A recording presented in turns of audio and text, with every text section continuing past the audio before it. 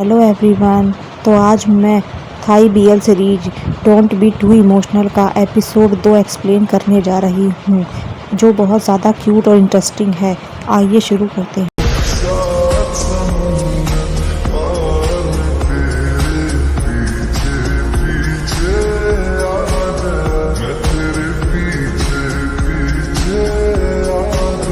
तो एपिसोड की शुरुआत वहीं से होती है जहां हमारा पिछला एपिसोड ख़त्म हुआ था।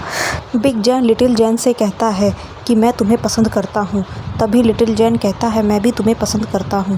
तभी बिग जैन कहता है क्या तुम मेरे बॉयफ्रेंड बनोगे, जिस पे लिटिल जैन कोई जवाब देने से पहले ही बेहोश हो जाता है। अगले सीन में हम देखते हैं कि लिटिल जैन ये सब बातें अपने दोस्तों से बता रहा होता है, जिसमें उसका दोस्त बोलता है क्या तुमने सच में उसे किस किया।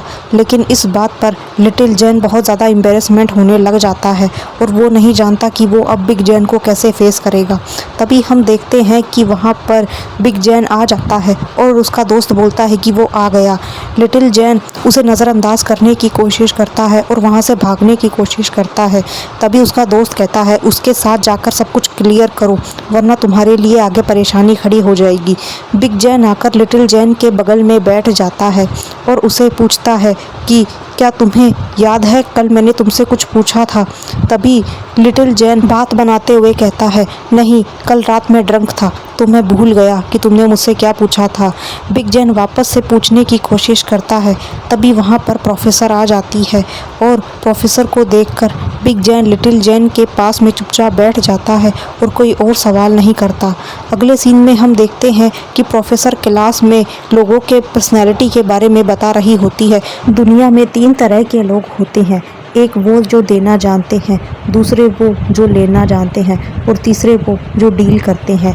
तभी हम देखते हैं कि जैन को जिम में देखते हैं, जिसके पीछे लिटिल जैन खड़े होकर उसे देख रहा होता है और उसके दिमाग में टीचर की ही बातें चल रही होती हैं कि दुनिया में 3 तरह के इंसान होते हैं, एक जो लेना चाहते हैं, दूसरे जो देना चाहते हैं, तीसरे वो जो हर चीज़ को एक डील की तरह देखते हैं। जब भी वो लोग किसी को कुछ देते हैं तो बदले में वो उससे कुछ मांगते भी हैं। वो एक बैलेंस को मेंटेन करके रखते हैं, फिर चाहे वो उनका रिलेशनशिप हो या कोई ऑर्गेनाइजेशन हो। तभी हम देखते हैं कि बिग जैन और लिटिल जैन एक दूसरे के साथ अपना घूमना फिरना शुरू रखते हैं, साथ आना, साथ जाना, साथ में टाइम स्पेंड करना। जहाँ पर सभी स्टूडेंट्स की नज़र उन पर होती है और उनके बारे में गॉसिप होनी शुरू हो जाती है। वहीं कुछ लोग कहते हैं कि लिटिल जैन बिग जैन का अब एक नया शिकार बनने वाला है। तभी हम देखते हैं कि क्लास के अंदर दोनों का एक दूसरे के साथ फ्लर्ट करना जारी रहता है, जिस बारे में पूरे क्लास के बच्चे उनके बारे में और ज़्यादा बातें करने लग जाते हैं। लेकिन बिग जैन सभी को नज़रअंदाज करके लिटिल जैन को प्रिंस ट्रीटमेंट देने लग जाता है और एक दिन वो उसे अपनी कार में बैठाकर अपने घर लेकर आता है। और जैसे ही लिटिल जैन बिग जैन के घर आकर उसका घर देखता है तो वो बोलता है कि तुम्हारा कोंडो वाकई में काफ़ी खूबसूरत है, जिसके जवाब में बिग जैन कहता है तुम तो ऐसे कह रहे हो जैसे तुम यहाँ पर पहली बार आए हो। तभी लिटिल जैन कहता है दरअसल पिछली बार मैं ड्रंक था, इसलिए मुझे कुछ याद नहीं। तभी हम देखते हैं कि बिग जैन को चक्कर से आ रहे होते हैं। लिटिल जैन उसे संभालने की कोशिश करता है तो बिग जैन कहता है मुझे कोई प्रॉब्लम नहीं है, बस हल्का सा माइग्रेन का दर्द है। जिसके जवाब में लिटिल जैन उसे अपना ध्यान रखने के लिए कहता है। जवाब में बिग जैन भी लिटिल जैन को थैंक यू बोलता है उसके लिए वरिड होने के लिए। तुम्हारे पास पियानो भी है, तुम्हें पियानो बजाना आता है। जवाब में बिग जैन कहता है हाँ। तभी लिटिल जैन उसे बजाने के लिए कहता है। बिग जैन बड़े ही स्टाइल में एक अजीब सी धुन बजाता है, जैसे वो एक डिप्रेशन और एक ब्लैक पास्ट से जुड़ी हो। मतलब ये धुन सुनकर मुझे लगा कि बिग जैन का भी कोई ऐसा पास्ट रहा होगा जिसकी वजह से वो इतना क्रूअल बन गया। वह अगले सीन में हम देखते हैं कि लिटिल जैन कहता है कि तुम बहुत अच्छे हो, हर काम में तुम बहुत ज़्यादा परफेक्ट हो। बिग जैन कहता है क्या तुम भी बजाना चाहोगे। लिटिल जैन उस पियानो को छूकर बजाने की कोशिश करता है, जहां बिग जैन उसे पियानो सिखाने की कोशिश में उसे सेडक्टिवली हाथों को टच करता है, जिससे लिटिल जैन हल्का सा सहम जाता है और बिग जैन उसे सिखाता हुआ उसके और करीब आने लग जाता है। उसकी ये करीबी लिटिल जैन को भी बहुत ज़्यादा पसंद आती है। बिग जैन बड़े ही प्यार से लिटिल जैन को गले में लॉकेट पहनाता है, जिसे देखकर लिटिल जैन खुश होता है और पूछता है कॉलेज में चारों तरफ हमारे लिए अफवाहें चल रही है। तभी बिग जैन कहता है तो तुम उन अफवाहों के बारे में क्या सोचते हो? तुम मेरे बारे में क्या सोचते हो? क्या तुम मेरे बॉयफ्रेंड बनोगे? तभी लिटिल जैन कहता है कि मैं अभी तुम्हें और जानना चाहता हूँ। अच्छा होगा कि हम कुछ भी बनने से पहले एक दूसरे को अच्छे से जान लें। बिग जैन को लिटिल जैन की ये बात अच्छी तो नहीं लगती, उसे गुस्सा तो आता है, लेकिन फिर भी वो अपने गुस्से पर कंट्रोल करते हुए कहता है, क्या तुम्हें मैं पसंद नहीं हूँ? जवाब में लिटिल जैन कहता है कि अभी बहुत जल्दबाजी हो जाएगी, हमें पहले एक दूसरे को अच्छे से जान लेना चाहिए ताकि हम आगे भविष्य में अच्छा कर सकें। हमें अपने रिलेशनशिप को धीरे धीरे ग्रो करना चाहिए ताकि हम एक दूसरे को और अच्छे से जान सकें। जवाब में बिग जैन कहता है कि मैं अपने आप को तुम्हारी नज़रों में ज़रूर प्रूव करूँगा। यहाँ से सीन शिफ्ट होता है और अगले सीन में हम देखते हैं कि लिटिल जैन अपनी ड्राइंग की प्रैक्टिस कर रहा होता है। तभी उसके मोबाइल पर बिग जैन का कॉल आता है और वो कहता है कि 1 हफ्ता हो गया है, मुझे तुम्हारी याद आ रही है। तभी लिटिल जैन कहता है, मुझे भी तुम्हारी बहुत याद आ रही है। लिटिल जैन बिग जैन आपस में एक दूसरे के साथ ऐसे ही बात कर रहे होते हैं। तभी लिटिल जैन को बिग जैन की याद आती है, जहां वो उसे कह रहा होता है कि जब भी तुम मेरे साथ रहो हमेशा मुझे देखो, मुझ पर फोकस करो। और उन्हीं बातों को याद करते हुए लिटिल जैन हल्के से शर्माने लगता है।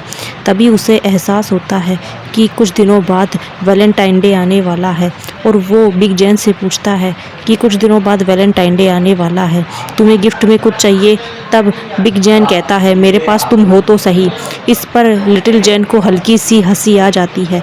तभी बिग जैन वापस से पूछता है, तुम क्या कर रहे हो?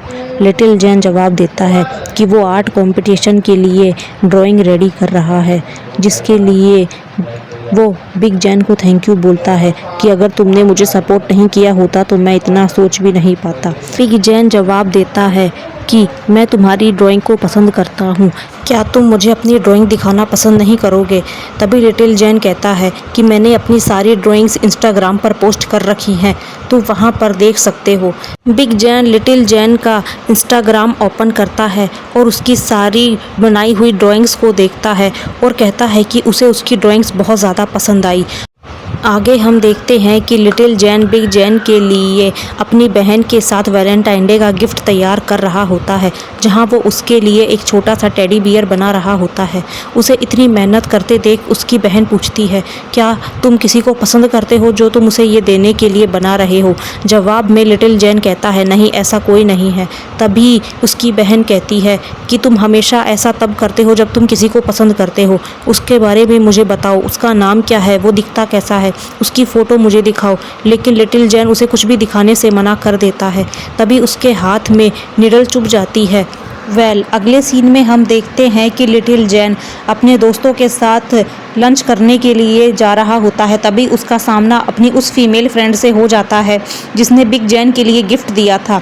लिटिल जैन और वो लड़की एक दूसरे को आपस में सॉरी बोलते हैं। लिटिल जैन कहता है कि मैं उसे पसंद करता था, ये बात मुझे तुमसे नहीं छुपानी चाहिए थी। तभी वो लड़की भी कहती है, मुझे वो तुम्हारे हाथों से वो गिफ्ट बिग जैन को नहीं दिलवाना चाहिए था और मुझे ऐसा कुछ करने से पहले तुमसे अच्छे से पूछ लेना चाहिए था। वो दोनों एक दूसरे को माफ़ कर देते हैं और साथ में आकर लंच करने लगते हैं, जहां उनके दोस्त खुश हो रहे होते हैं कि चलो दोनों के बीच सब कुछ क्लियर हो गया। लेकिन पुत के चेहरे पर एक अजीब सी ही बेचैनी दिखाई देती है, जहां वो फीमेल फ्रेंड कहती है कि मैं बहुत ज़्यादा खुश हूँ कि तुम बिग जैन को डेट कर रहे हो। अगर तुम एक लड़की होते तो शायद मुझे बुरा लगता, लेकिन तुम बिग जैन को पसंद करते हो और बिग जैन तुम्हें पसंद करता है। तुम दोनों के लिए मैं बहुत ज़्यादा खुश हूँ। दोनों आपस में बात कर ही रहे होते हैं। तभी पुत की नज़र लिटिल जैन के कटे हुए हाथ पर चली जाती है, जहां कल रात उसने अपने आप को निडल चुभो ली थी। तभी वो पूछता है, ये क्या हुआ? तुम्हें ये इतनी चोट कैसे लगी? तुमने किस तरह की डील की है उसके साथ?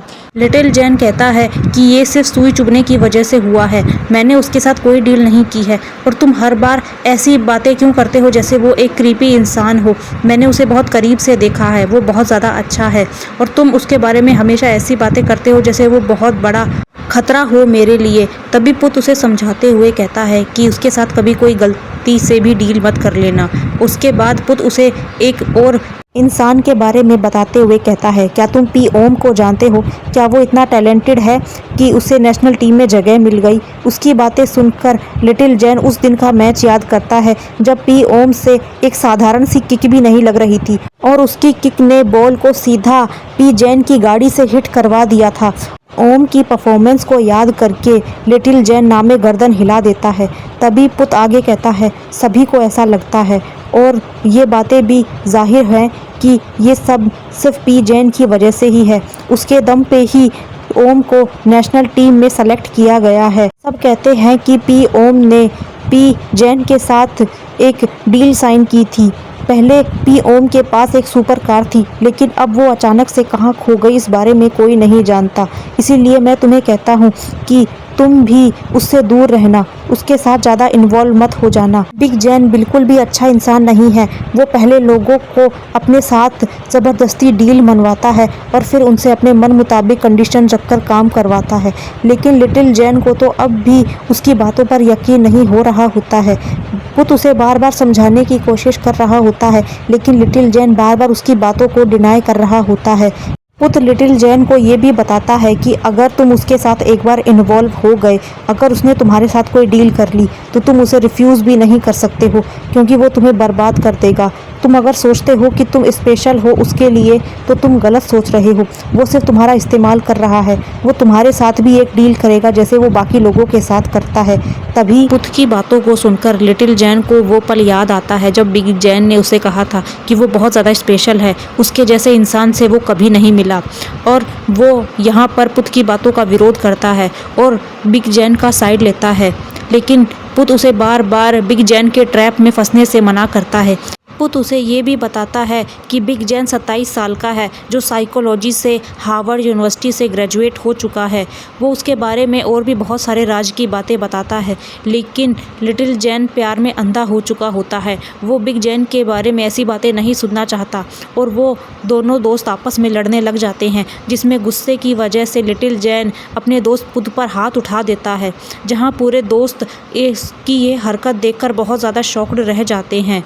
लिटिल जैन के दोस्त उसे टोकते हुए बोलते हैं कि इतनी सी बात के लिए तुम्हें पुत पर हाथ उठाने की क्या ज़रूरत थी, लेकिन तब तक लिटिल जैन से गलती हो जाती है और वो भी नहीं समझ पाता कि आखिर उसने इतनी बड़ी गलती कैसे कर दी। तभी नेक्स्ट सीन में हम देखते हैं कि रास्ते भर में लिटिल जैन बिग जैन के साथ कार में कोई बात नहीं कर रहा होता, वो बिल्कुल खामोश रहता है। तभी बिग जैन पूछता है, क्या बात हो गई, क्या कुछ ऐसा है जो तुम्हें परेशान कर रहा है? तभी लिटिल जैन कहता है, तुम्हारे बारे में इतनी अफवाहें क्यों हैं? तभी बिग जैन कहता है, मैं नहीं जानता कि मेरे बारे में इतनी अफवाहें क्यों हैं। तभी लिटिल जैन कहता है, मेरे दोस्त तुम्हें बिल्कुल पसंद नहीं करते हैं, वो हमेशा मुझे तुमसे दूर रहने की सलाह देते हैं। जिसमें बिग जैन कहता है, लोग मुझे जिस तरह देखते हैं उसी तरह मेरे लिए धारणा बना लेते हैं और मेरे खिलाफ ऐसी अफवाहें क्यों हैं ये बात तो मैं खुद नहीं जानता हूँ। तभी हम देखते हैं कि लिटिल जैन और बिग जैन आपस में बात कर ही रहे होते हैं। तभी पेट्रोलिंग वाले उनकी गाड़ी को रोक देते हैं। बिग जैन उस पेट्रोलिंग ऑफिसर को अपना आईडी कार्ड दिखाता है। तभी इस चक्कर में उसका एक और कार्ड वहीं कार में गिर जाता है, जिसे लिटिल जैन उठा लेता है और जब वो उसके अंदर लिखी हुई डेट ऑफ बर्थ देखता है तो उसे यकीन हो जाता है कि पुत सही कह रहा था, बिग जैन 27 साल का है। और जब बिग जैन लिटिल जैन के हाथ में वो आईडी कार्ड देखता है तो वो एक पल के लिए गुस्सा तो होता है, लेकिन वापस से अपने गुस्से पर कंट्रोल करता हुआ लिटिल जैन से पूछता है, क्या हुआ, तुम इसमें क्या देख रहे हो? तभी लिटिल जैन बोलता है, तुमने मुझे इस बारे में कुछ नहीं बताया। तभी तुम्हारी एज 27 साल है और तुम ऑलरेडी हार्वर्ड से ग्रेजुएट हो और तुमने मुझे इस बारे में कुछ नहीं बताया। तुमने ये बातें मुझसे छुपाई और तुम्हारी वजह से आज मैंने अपने दोस्त को पंच मार दिया। मैंने तुम्हारा साइड लेने के लिए उसका दिल दुखा दिया। उसकी तभी बिग जैन कहता है कि हाँ, मैंने तुम्हें अपनी साइकोलॉजी डिग्री और हार्वर्ड से ग्रेजुएट होने के बारे में कुछ नहीं बताया, क्योंकि हमारे रिलेशनशिप में वो बातें क्या ही मायने रखती हैं। तभी लिटिल जैन कहता है, और उस बारे में क्या जो तुम्हें और पी ओम को लेकर अफवाह है कि तुमने उसकी मदद एक डील के बदले की थी और थी का जेल जाना। तभी बिग जैन कहता है कि हेल्प और फेवर में डिफरेंस होता है। हेल्प हम किसी की भी कर देते हैं, लेकिन फेवर के बदले हम एक डील करते हैं। साथ ही वो उसे प्रेसिडेंट थी के बारे में बताते हुए भी कहता है कि वो यूनिवर्सिटी का फंड चुराने के चक्कर में जेल गया है, उसमें मेरा कोई हाथ नहीं है। कहते हुए बिग जैन लिटिल जैन का वापस से ब्रेन वॉश करते हुए उसे मैनिपुलेट करने लगता है और उसका हाथ पकड़कर कहता है, क्या मैं तुम्हारे घर चल सकता हूँ? लिटिल जैन को समझ में नहीं आता वो क्या जवाब दे, लेकिन फिर भी हम देखते हैं कि लिटिल जैन उसे अपने घर लेकर आ जाता है। जैसे ही बिग जैन लिटिल जैन के घर आता है, उसका सामना सबसे पहले लिटिल जैन के परिवार से होता है। वो सभी को हाथ जोड़कर ग्रीट करता है और अपना गुड साइड दिखाने की कोशिश करता है। लिटिल जैन अपनी फैमिली से बिग जैन का इंट्रोडक्शन करवाते हुए कहता है कि वो उसी की यूनिवर्सिटी में 4th ईयर की फैकल्टी का स्टूडेंट है, साथ ही वो उसका सीनियर भी है। जैसे ही सब उसकी बात सुनते हैं, सब बिग जैन को अपने घर में वेलकम करते हैं और तभी उसकी माँ उन सबके लिए खाना सर्व करने के लिए चली जाती है। बिग जैन उनके परिवार वालों के साथ घुलने मिलने की कोशिश करता है। तभी लिटिल जैन अपनी मॉम की हेल्प कराने चला जाता है, जहाँ उसकी मॉम कहती है कि ये तुम्हारा बॉयफ्रेंड है, ये पहले वाले से ज़्यादा हैंडसम है जिसे तुम पहले अपने घर लाए थे। उसकी बात सुनकर लिटिल जैन हल्का सा शर्माने लग जाता है। अभी बिग जैन वहाँ पर आते हुए कहता है, क्या हुआ, आप दोनों किसके बारे में बात कर रहे हो? जिस पर वो दोनों बस मुस्कुराने लग जाते हैं। अगले सीन में हम देखते हैं कि बिग जैन लिटिल जैन की चाइनीज़ मेडिसिन को मैनेज करने में मदद कर रहा होता है, लेकिन उससे कोई भी काम सही से नहीं हो रहा होता है। वो प्रोडक्ट भी गलत उठाता है और मेजरमेंट भी गलत करता है। उसकी ये हरकतें देखकर सारा परिवार हल्के से मुस्कुराने लग जाता है और ऐसा करते हुए उन्हें बिग जैन भी नोटिस करता है, लेकिन कुछ कहता नहीं है। और उसके पेरेंट्स भी बिग जैन की ऐसी हरकतों पर हंसते हैं क्योंकि उन्हें वो बहुत ज़्यादा क्यूट लग रहा होता है। फैमिलीज़ के बीच में अच्छा टाइम स्पेंड हो रहा होता है। तभी बिग जैन पूछता है कि तुम आजकल की मॉडरेट वेट मशीन क्यों इस्तेमाल नहीं करते? जवाब में लिटिल जैन कहता है कि हमारे पास है, लेकिन मेरे परिवार वालों को उसे इस्तेमाल करने की आदत नहीं है, इसलिए हम ट्रेडिशनल मशीन ही इस्तेमाल करते हैं। आगे हम देखते हैं कि बिग जैन लिटिल जैन के परिवार वालों के साथ बैठकर डिनर कर रहा होता है और तभी लिटिल जैन की मॉम बिग जैन से पूछती है कि उन्हें उनका बेटा कैसा लगता है। जवाब में बिग जैन कहता है कि लिटिल जैन बहुत ज़्यादा इनोसेंट है, वो अडोरेबल है, वो कॉलेज में सभी की मदद करता है, उसे सबके साथ घुल मिलकर रहना बहुत ज़्यादा पसंद है, वो बहुत ज़्यादा क्यूट है। और बिग जैन के मुंह से लिटिल जैन की इतनी तारीफ़ें सुनकर उसकी मॉम कहती है, ये वाकई में बहुत अच्छा बच्चा है। बिग जैन लिटिल जैन के परिवार वालों को एक खूबसूरत शाम के लिए शुक्रिया अदा करता है। साथ ही वो लिटिल जैन की मॉम से पूछते हुए कहता है, क्या मैं आपकी बर्तन धोने में मदद कर दूं? उसकी बात सुनकर सारे परिवार वाले उसे हैरानी से देखते हैं। तभी बिग जैन कहता है, मैं डिशवॉशर में धो दूंगा। तभी घर वाले कहते हैं कि उनके पास डिशवॉशर नहीं है, वो हाथ से ही बर्तन धोते हैं। अगले सीन में हम देखते हैं कि बिग जैन जाने के लिए परमिशन ले रहा होता है और सारे परिवार वाले उसे हंसते हुए विदा कर रहे होते हैं और उसे दोबारा आने के लिए भी इनवाइट करते हैं। तभी हम देखते हैं कि सारा परिवार अंदर चला जाता है और वहाँ पर बिग जैन और लिटिल जैन खड़े रह जाते हैं। बिग जैन जाने से पहले लिटिल जैन से भी मुलाकात करता है और लिटिल जैन कहता है, रुको, मैं तुम्हारे लिए कुछ लेकर आता हूँ। कहते हुए लिटिल जैन अंदर चला जाता है और बिग जैन वहीं पर खड़े होकर उसका इंतज़ार करता है। अभी वहाँ पर लिटिल जैन का छोटा भाई जेट आ जाता है और जैसे ही वो बिग जैन की सुपर कार देखता है, वो बहुत ज़्यादा एक्साइटेड हो जाता है और बोलता है, ये कार कितनी औसम है। तभी बिग जैन की नज़र उस पर जाती है और बोलता है, तुम जेट हो ना? जेट उसकी तरफ देखते हुए बोलता है, हाँ, लेकिन क्या ये कार आपकी है? जवाब में बिग जैन बोलता है, हाँ, ये कार मेरी है। अभी जेट उससे परमिशन लेते हुए कहता है, क्या मैं तुम्हारी कार के साथ 2-3 फ़ोटो खिंचवा लूँ? तभी बिग जैन उसे हाँ कर देता है और जेट उस कार के साथ बहुत सारी फ़ोटोज़ क्लिक करने लग जाता है, जहाँ उसे वो कार बहुत ज़्यादा पसंद आ रही होती है और वो कहता है, एक दिन मेरे पास भी ऐसी कार होगी। तभी बिग जैन कहता है, मैं तुम्हारे लिए ऐसी कार खरीद सकता हूँ। उसकी बात सुनकर जेट उसकी तरफ हैरानी से देखता है, जहाँ हमें बिग जैन की बातों से ऐसा लगता है कि जैसे वो जेट के साथ कोई डील करने के लिए अभी तैयार हो रहा था। तभी वहाँ पर लिटिल जैन आ जाता है और वो बिग जैन को एक पैकेट देते हुए कहता है, तुम्हें माइग्रेन की प्रॉब्लम है ना? ये दवाई है, तुम इसे चाय की तरह बनाकर पी लेना, ये तुम्हें बहुत ज़्यादा आराम देगी। बिग जैन लिटिल जैन के हाथ से वो दवाइयाँ लेता है और कहता है, शुक्रिया। नेक्स्ट सीन में हम देखते हैं कि बिग जैन लिटिल जैन के घर से लाई हुई उस दवाई को चाय की तरह बनाकर पीता है और साथ ही लिटिल जैन को मैसेज भी करता है कि उसने सारे इंस्ट्रक्शन फॉलो किए। नेक्स्ट सीन में हम देखते हैं कि कॉलेज में सब बच्चे अपनी क्लास अटेंड करके आते हैं। तभी वहाँ पर एक जगह पुत की बाइक खड़ी होती है और उसके ऊपर बहुत सारा ब्लड लगा होता है, जिसे देखकर सब चौंक जाते हैं। तभी वहाँ पर लिटिल जैन भी आता है और उसकी बाइक की ऐसी हालत देखकर वो भी हैरान हो जाता है। साथ ही वो पुत से पूछता है कि ये सब किसने किया। पुत उसकी तरफ नाराज़गी से देखता है और कहता है, तुम भी जानते हो ये किसने किया है, तुम मेरी चिंता मत करो। नेक्स्ट सीन में हम देखते हैं कि लिटिल जैन और बिग जैन अपना वैलेंटाइन डे सेलिब्रेट कर रहे होते हैं। तभी बिग जैन लिटिल जैन को फ्लावर्स देता है और उन्हें उन फ्लावर्स का मतलब समझाते हुए कहता है कि इन फ्लावर्स का मतलब है पहला प्यार। लेकिन लिटिल जैन शर्माता हुआ चुप रहता है। तभी बिग जैन कहता है, क्या हुआ? तभी लिटिल जैन जवाब देता है कि हम उससे ज़्यादा कर रहे हैं जितना लोग रिलेशनशिप में होने के बाद करते हैं। जिस पर बिग जैन कहता है कि मैं सिर्फ तुम्हें खुश करना चाहता हूँ। लेकिन लिटिल जैन कहता है कि जो गिफ्ट मैं तुम्हारे लिए लाया हूँ वो तुम्हें डिसअपॉइंट कर सकता है। जिसकी बात सुनकर बिग जैन कहता है कि मुझे कुछ भी डिसअपॉइंट नहीं कर सकता जो तुम लेकर आए हो। तभी लिटिल जैन घबराते हुए उसे अपना गिफ्ट दे देता है, जो एक छोटा सा टेडी बियर होता है। तभी बिग जैन कहता है, इसने मुझे बिल्कुल भी डिसअपॉइंट नहीं किया, बल्कि मैं तो खुश हूँ, ऐसा गिफ्ट किसी ने मुझे पहली बार दिया है। तभी बिग जैन कहता है, तो अब मैं समझा, उस दिन तुम्हारी फिंगर में जो चोट लगी थी वो इसे बनाते वक्त लगी थी ना। जिस पर पी जैन शर्माते हुए हाँ कर देता है। तभी बिग जैन उसके लाए हुए गिफ्ट्स को बड़े प्यार से देखता है और कहता है कि तुम्हारा गिफ्ट मुझे वाकई में बहुत पसंद आया। साथ ही बिग जैन लिटिल जैन को इतने क्यूट से गिफ्ट के लिए थैंक यू भी बोलता है। आगे लिटिल जैन कहता है कि उसके पास उसे दिखाने के लिए और भी कुछ है। कहते हुए लिटिल जैन बिग जैन को एक पेंटिंग दिखाता है जो उसने खुद ने बनाई होती है। बिग जैन उसे देखता है और कहता है, क्या तुम कंपटीशन में ये सबमिट करने वाले हो? तभी लिटिल जैन कहता है कि हाँ, इसके और भी वर्जन हैं जो मैं कंपटीशन के लिए सबमिट करने वाला हूँ, और ये सब मैंने तुमसे ही सीखा है। तुमने मुझे पर ट्रस्ट किया और तुमने मुझे खुद पर भरोसा करना सिखाया।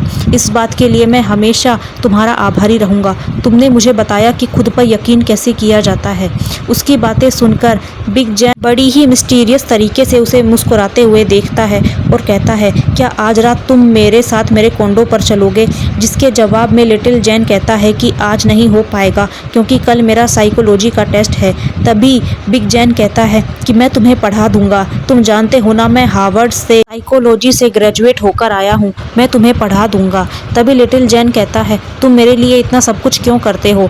तभी बिग जैन कहता है, क्योंकि मैं तुम्हें चाहता हूँ और आज मैं ये चाहता हूँ कि तुम मेरे साथ मेरे कॉन्डो पर चलो। लिटिल जैन बिग जैन की बातों को सुनकर मुस्कुराने लगता है।